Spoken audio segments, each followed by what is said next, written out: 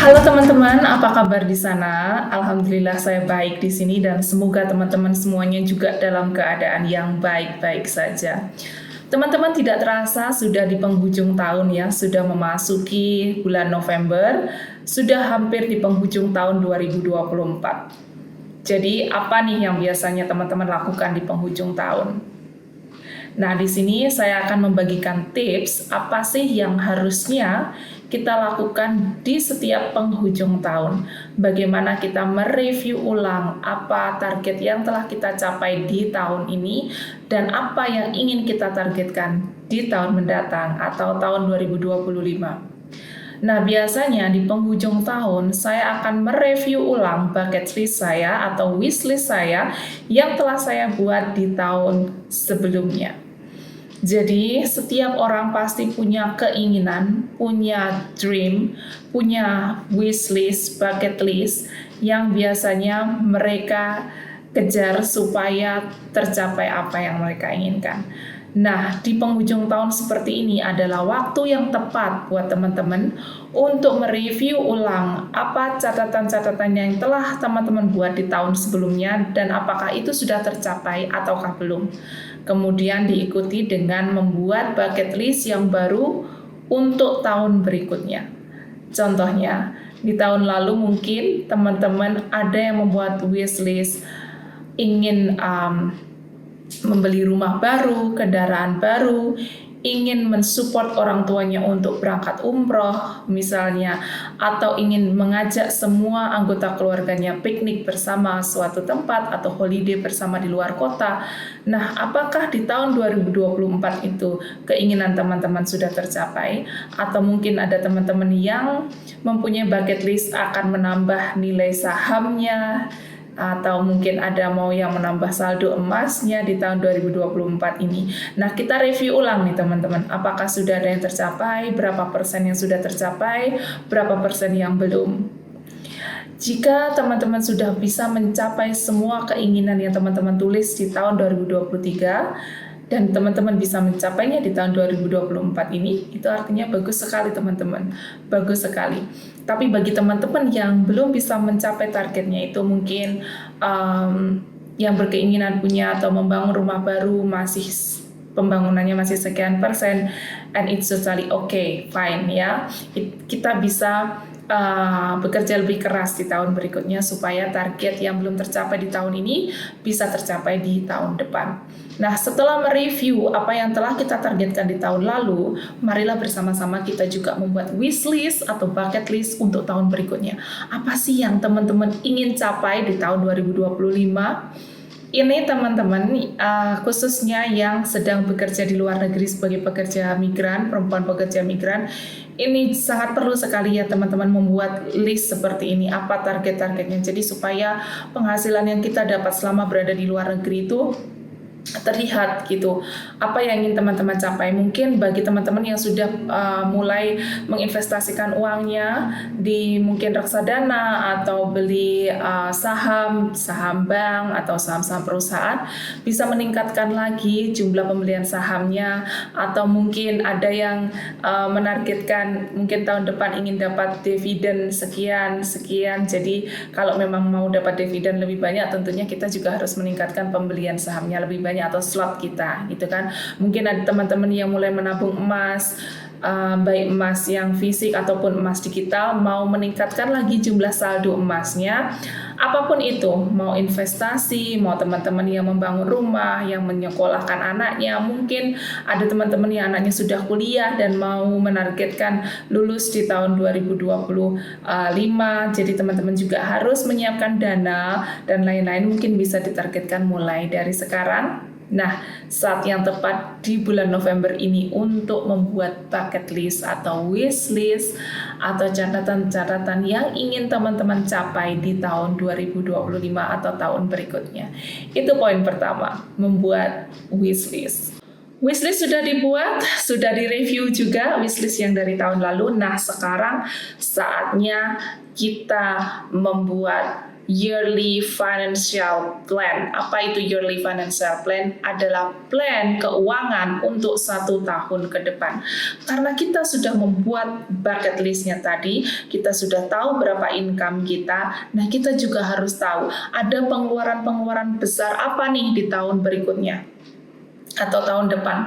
Contohnya bagi teman-teman yang punya kendaraan, punya motor, punya mobil, pastinya setiap tahunnya teman-teman harus membayar pajak. Nah, untuk memudahkan pembagian finansial kita harus membuat yearly financial plan. Jadi sudah disiapkan, oh ini buat bayar pajak di bulan apa.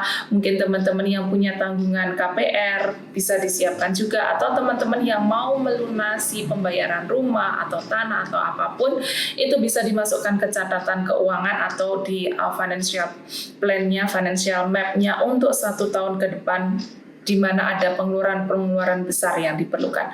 Dengan membuat catatan ini diharapkan antara income dan pengeluaran teman-teman sudah mulai tahu, sudah mulai paham. Kalau income saya sekian, kemudian pengeluaran yang harus saya siapkan di tahun depan sekian, itu memudahkan teman-teman memanage uang yang Anda punya. Jadi akan lebih memudahkan lagi teman-teman mencapai goal atau target yang sudah teman-teman tulis di wishlist tadi. Perencanaan keuangan untuk 1 tahun ke depan ini bisa kita mulai rancang dari sekarang di penghujung tahun, atau tepatnya di bulan November ini. Jadi pengeluaran besar apa yang sudah ada di depan mata, teman-teman sudah mulai bisa menuliskan dari sekarang. Jadi sehingga ketika teman-teman punya gaji, punya income, sudah paham nih larinya mau kemana. Yang menargetkan rumahnya jadi di tahun 2025 sudah paham income-nya larinya kemana, jadinya apa, yang terlihat nanti apa. Jadi diharapkan di akhir tahun kita nggak lagi mikir, kenapa ya aku kerja setahun kok kayaknya aku nggak dapat apapun, kemana uangku, where is my money.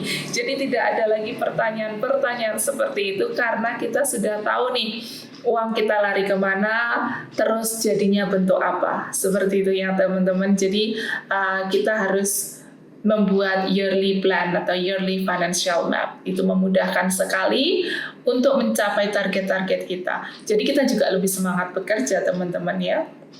Bagi yang menargetkan tahun depan harus misalnya punya 1000 slot saham BCA, ya kalau udah punya gaji itu dimasukkan di saham apa yang ingin kalian beli.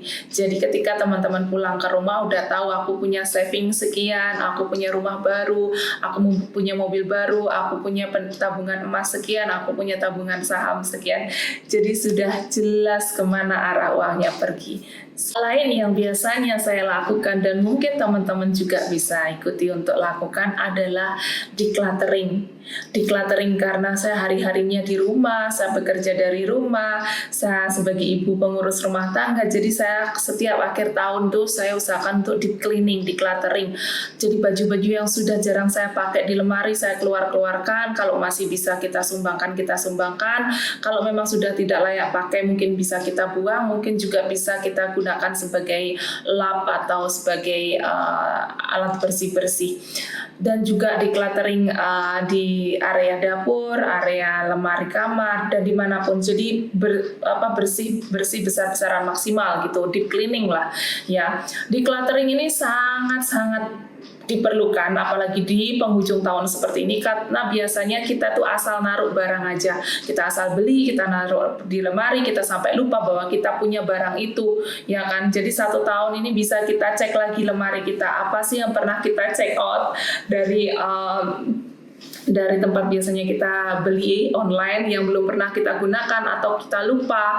Nah ini mulai lagi nih kita bongkar-bongkar barang-barang kita. Kalau memang sudah tidak diperlukan atau memang jarang diperlukan atau memang barang tersebut sudah tidak memberikan fungsi atau tidak memberikan nilai kebahagiaan buat kita, ya lepaskan aja, let it go, say goodbye to that stuff gitu ya. Jadi ini juga sangat relevan untuk teman-teman yang bekerja di luar negeri dan juga biasanya tidak mendapatkan tempat atau kamar yang luas. Biasanya teman-teman pulang libur beli ini, beli itu, beli ini, beli itu sampai lupa aku punya barang apa aja, sampai menumpuk gitu. Kadang sampai dikomplain sama bosnya, barang kamu banyak sekali, gini-gini. Ada yang juga nanti dipaketkan pulang, nanti pulang di rumah jadi juga menu-menui rumah gitu kan teman-teman. Jadi setiap tahun itu kita harus lebih wise lagi spending money. Kita perlu nggak sih beli baju baru? Kita perlu nggak sih beli sepatu baru? Kita lihat dulu punya kita, koleksi kita tuh masih bisa nggak digunakan untuk beberapa tahun ke depan. Kalau masih bisa ya seharusnya tidak perlu membeli yang baru, karena itu akan menumpuk, akan consume space, akan sangat tidak nyaman juga kalau kita tinggal di rumah yang penuh dengan barang yang tidak tertata, yang berantakan, yang menumpuk, yang juga fungsinya tidak jelas. Jadi decluttering di sini sangat diperlukan di akhir tahun. Sebenarnya nggak hanya akhir tahun ya, tapi karena agenda akhir tahun, momentumnya akhir tahun ini kalau saya untuk bersih-bersih total. Jadi say goodbye to those stuff that we no longer need. Gitu ya teman-teman.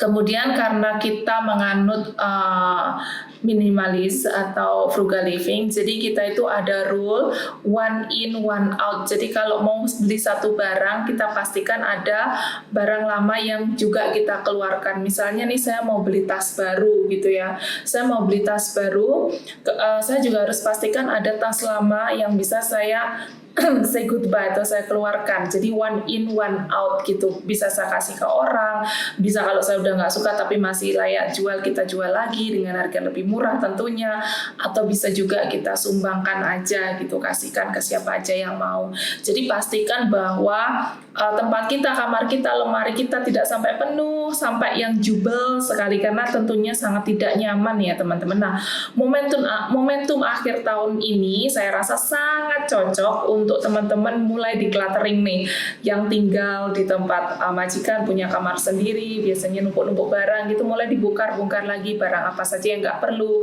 itu mulai dibenahi, mulai disortir gitu, mulai dipilah-pilah mana yang masih sangat diperlukan, mana yang tidak, terus mulai ikhlas melepas untuk say goodbye dengan barang-barang tersebut. Nah, diharapkan dengan melakukan 3 hal tersebut, kita akan lebih siap untuk menghadapi tahun depan, tidak hanya secara mental tapi juga finansial, karena kita udah punya plan, udah punya financial map, terus rumah kita juga bersih, mau declutter, mau beli barang baru kita sudah decluttering, jadi masih ada tempat gitu. Jadi hidup itu terasa lebih nyaman, lebih mudah gitu. Pada dasarnya apa yang kita lakukan itu adalah supaya memudahkan kita mencapai target-target kita dan juga memudahkan hidup kita. Jadi kalau bisa saya rangkum 3 poin yang bisa kita lakukan untuk momentum akhir tahun ini. Yang pertama, mereview bucket list yang pernah kita buat, kemudian membuat financial plan atau financial map untuk tahun berikutnya. Yang ketiga, decluttering barang-barang kita, karena diharapkan nanti kan pasti tahun depan teman-teman pasti pengen punya baju baru, lebaran juga mau beli baju baru, mungkin toples baru atau tas baru. Nah, pastikan itu tidak menumpuk atau berjubel dengan yang lama. Jadi dengan decluttering, dengan mensortir lagi, ini membuat rumah kita lebih nyaman, kamar kita lebih nyaman, hidup kita lebih nyaman juga tentunya. So teman-teman, sekian yang bisa saya share di video ketiga saya kali ini. Tentang momentum akhir tahun atau apa yang bisa kita lakukan di akhir tahun. Terima kasih sekali, semoga saya masih bisa terus memproduksi video-video yang bermanfaat untuk teman-teman.